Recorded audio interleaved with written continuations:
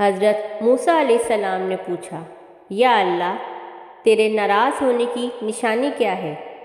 ہمیں کیسے پتہ چلے گا کہ تو ناراض ہے؟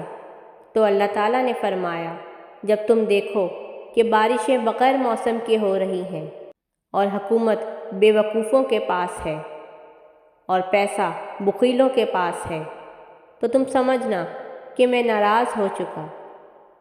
جب بارش بے موسم ہو، بے وقت ہو، حکومت نکموں کے پاس ہو، پیسہ بخیلوں کے پاس ہو، تو سمجھو میں ناراض ہوں۔ کہا، اچھا تیرے راضی ہونے کی نشانی کیا ہے؟ کہا، جب تم دیکھو کہ بارشیں موقع پر ہو رہی ہیں اور حکومت عقل مند سمجھدار لوگوں کے ہاتھ میں ہے اور پیسہ سخیوں کے ہاتھ میں ہے، تو سمجھو کہ میں راضی ہوں۔ اے اللہ، ہمارے گناہوں کو معاف فرما اور ہم سے راضی ہو جا اور ہم پر اپنا خاص فضل و کرم نازل فرما۔ آمین یا رب العالمین۔